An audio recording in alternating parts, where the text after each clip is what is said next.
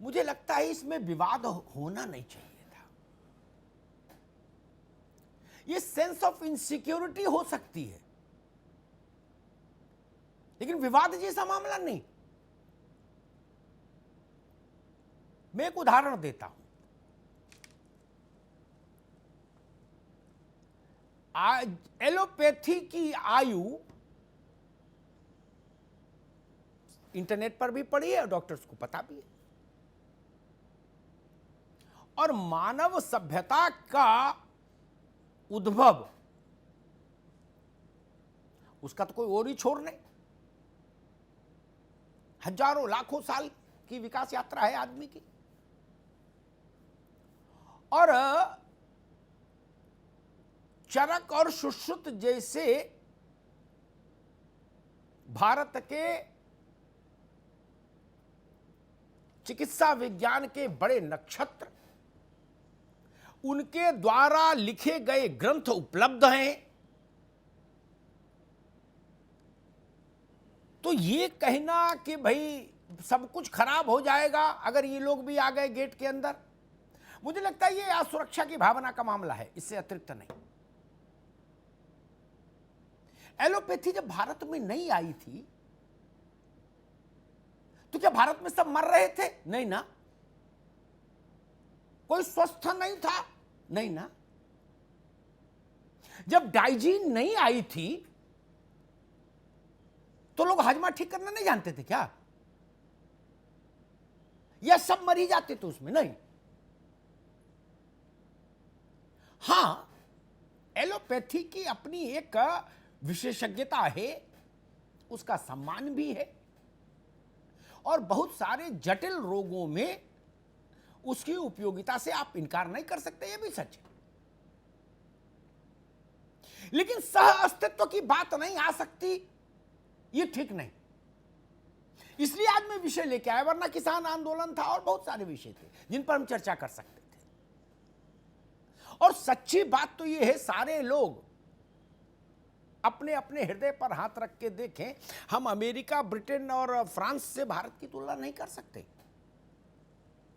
भारत में आज भी ज्यादा कम 2-4% हो सकता है, लेकिन 70-1% जनसंख्या ऐसी है जो सामान्य बीमारियों को परंपरागत भारत के घरेलू उपायों से ही दुरुस्त करती है। क्या सच नहीं है? क्योंकि भारत की अगर सारी आबादी छोटी बड़ी हर बीमारी में डॉक्टर के पास जाने लगे तो भारत के पास तो एलोपैथी छोड़ो, यूनानी और आयुर्वेद और सब जोड़ लो, होम्योपैथी, तो भी जितने भारत की आबादी उसको पूरी करने के लिए डॉक्टर्स चाहिए, उसका 10% हमारे पास नहीं। इसका मतलब है कि भारत की जो जनता है, बल्कि सामान्य जन जो है, वो जानता है कि, एक उदाहरण देता हूं, मुझे लगता है उससे बात हमारे दर्शकों को बेहतर समझ में आएगी। बाकी तो जो डॉक्टर्स जुड़े हैं वो ज्यादा बेहतर बताएंगे। न्यूबॉर्न बेबी होता है, महीने 2 महीने का बच्चा, उसके पेट में दर्द होता है या वो रोता है, लगता है कि पेट की कोई समस्या है, मां और बच्चे के बीच में एक ट्यूनिंग होती है, वो समझ जाती है बिना बोले भी बच्चे से। तो हमारी दादी की दादी की दादी, पता नहीं वो कब से चला आ रहा है फॉर्मूला कि कटोरी में हींग घोल के चारों तरफ नाभि पे लगा दो। अगर 2000 साल से वो प्रक्रिया हो रही है और बच्चे को लाभ मिल रहा है तो कोई गलत बात है क्या? नहीं ना। उसके इंजेक्शन ही लगवाया जाए जरूरी नहीं।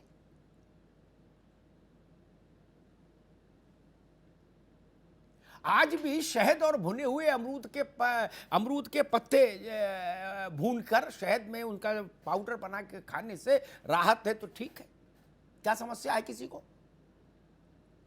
इस कोविड-19 ने भारत की आयुर्वेदिक दक्षता को वैश्विक पटल पर स्थापित किया। आप सबको ये जान के प्रसन्नता होनी चाहिए, दुनिया का कोई ऐसा देश नहीं बचा। जो लोग कल तक ये कहते थे कि ये चुटकुला है आयुर्वेद, कोई देश ऐसा नहीं बचा जिसने आयुर्वेद के क्वाथ को, काढ़े को भारत से मंगवा के अपने यहां बेचा नहीं और पिया नहीं। क्यों भाई? और ये टकराव देख के मुझे दुख हुआ कि हमारे डॉक्टर्स हड़ताल पर चले गए। सीरो सर्वे कहता है कोविड-19 को लेके जो हो रहा है कि 8 करोड़ से ज्यादा लोग भारत में कोरोना पॉजिटिव हुए और अपने आप ठीक हो गए। ये भारत का अपना निजी, और इसको मैं कहूं घरेलू चिकित्सा विज्ञान है, जो उसकी शरीर की सामान्य विसंगतियों को दूर करने में सफल है। इसीलिए ना वो लोग तो किसी डॉक्टर के पास नहीं गए।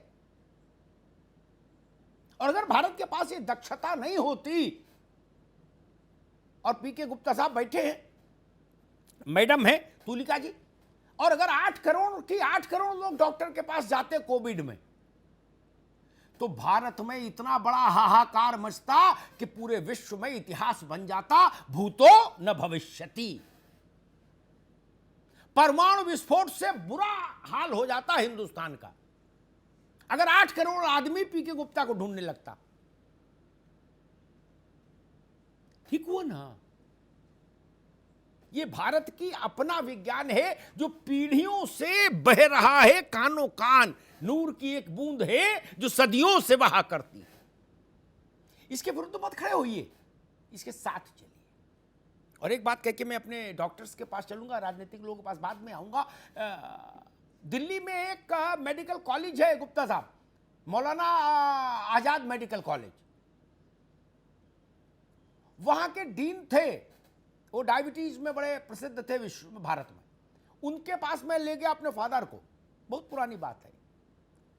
तो उन्होंने मुझसे कहा कि अग्निहोत्री जी, मैंने पढ़ाई तो एमबीबीएस, फिर एमएस और एमडी और दुनिया का जो कुछ लंदन वंदन किया वो तो एलोपैथी में किया। बोले लेकिन मैंने अपनी एक इंडियन पैथी डेवलप की है मरीजों के लिए। बोले वो मेरी निजी अनुभव से आई, क्योंकि मैंने 1.5 लाख मरीज अपने जीवन में देख लिया, जिसमें आयुर्वेद भी है, एलोपैथी भी है, नेचुरोपैथी भी है। तो बोले मैं औरों से ज्यादा बेहतर रिजल्ट अपने मरीजों को दिलवा पाता हूं, वो भी कम खर्चे पर। ये बात बता रहा हूं 20-25 साल पहले की। भारत में यही संभव भी है। एक और बड़े डॉक्टर हैं, टीबी के बड़े प्रसिद्ध चेहरे हैं, आप लोग उनको जानते ही होंगे, के अग्रवाल साहब, हमारे मित्र हैं। उन्होंने भी अपनी ही एक विशिष्ट विधा डेवलप की।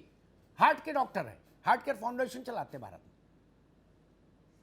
जिसमें भारत के परंपरागत विधाओं का भारी योगदान है और वो परिणाम दे रहा है।